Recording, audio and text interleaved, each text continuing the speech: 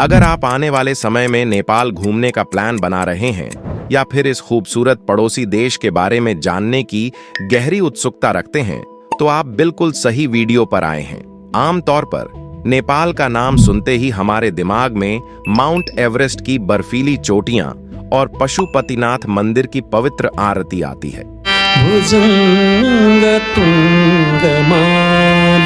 लेकिन क्या आप जानते हैं कि नेपाल इससे कहीं ज्यादा बड़ा, अनोखा और रहस्यमयी है?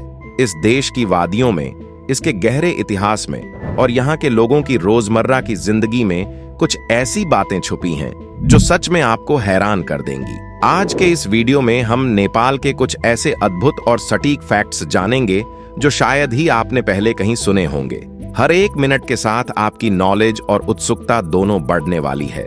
इस सफर में हमारे साथ अंत तक बने रहिए। तो चलिए बिना किसी देरी के शुरू करते हैं। एक ऐसा देश जो कभी गुलाम नहीं रहा। इतिहास पढ़ते वक्त हम सब ने जाना है कि ब्रिटिश साम्राज्य एक वक्त पर इतना बड़ा था कि कहा जाता था कि उनके राज्य में कभी सूरज नहीं डूबता। भारत समेत दुनिया के कितने ही देश सदियों तक गुलाम रहे, लेकिन नेपाल की कहानी यहाँ पूरी तरह से अलग और प्रेरणादायक है। नेपाल उन गिने चुने देशों में से एक है जिस पर कभी किसी बाहरी ताकत ने अपना राज्य स्थापित नहीं किया। यहाँ तक कि ताकतवर ब्रिटिश ईस्ट इंडिया कंपनी भी नेपाल को अपना गुलाम नहीं बना पाई। इसका सारा श्रेय जाता है वहाँ के बहादुर गोरखा सैनिकों को। गोरखा योद्धा इतने निडर और फुर्तीले थे कि उन्होंने ब्रिटिश सेना को बहुत कड़ी टक्कर दी।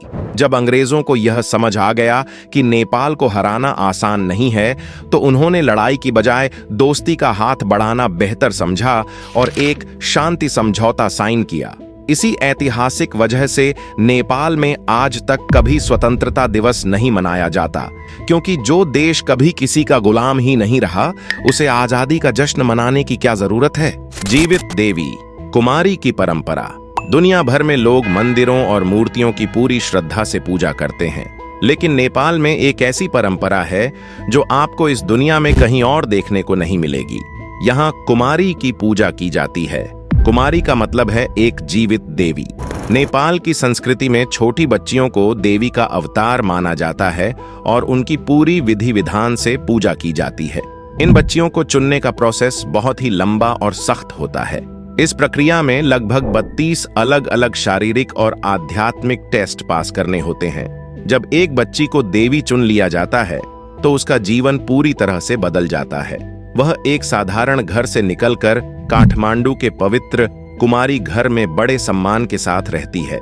जब तक वह बड़ी नहीं होती, तब तक आम लोग और देश के बड़े बड़े अधिकारी उनका आशीर्वाद लेने आते हैं। बड़े त्योहारों पर उन्हें एक खूबसूरत रथ पर बिठाकर पूरे शहर में घुमाया जाता है। यह नेपाल के गहरे कल्चर का एक बहुत ही खूबसूरत उदाहरण है। दुनिया का सबसे अलग और अनोखा झंडा। दुनिया में लगभग 195 से ज्यादा देश हैं और उन सब के अपने अलग अलग राष्ट्रीय ध्वज हैं। लेकिन क्या आपने कभी नेपाल के झंडे को ध्यान से देखा है? दुनिया के हर देश का झंडा रेक्टेंगुलर आकार का होता है, लेकिन नेपाल पूरी दुनिया का अकेला ऐसा देश है जिसका झंडा चौकोर नहीं है। इसके बजाय यह 2 ट्रायंगल्स से मिलकर बना है। लेकिन रुकिए, यह सिर्फ एक आम डिजाइन नहीं है।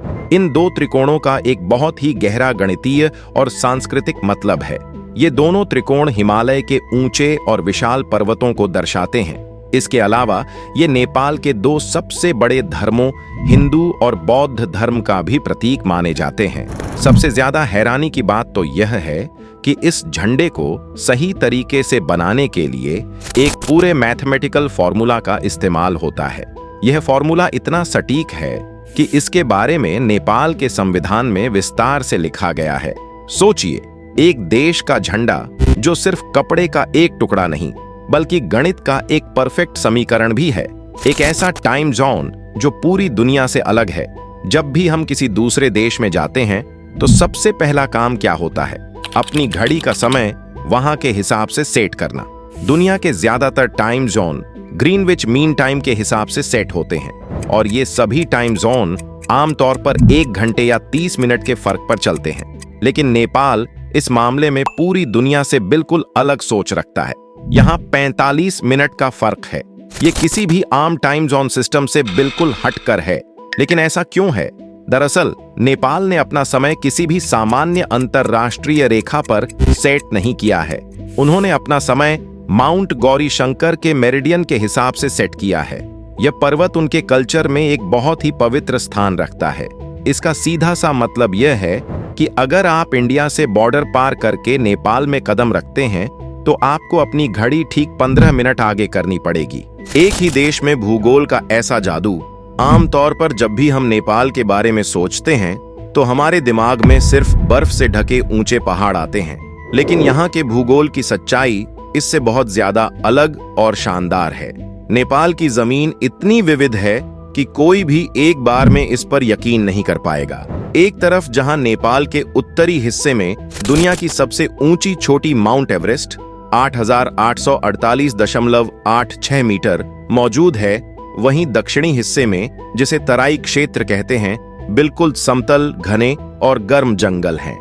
नेपाल का सबसे निचला पॉइंट, जिसे केचना कलां कहते हैं, समुद्र तल से सिर्फ 59 मीटर ऊंचा है।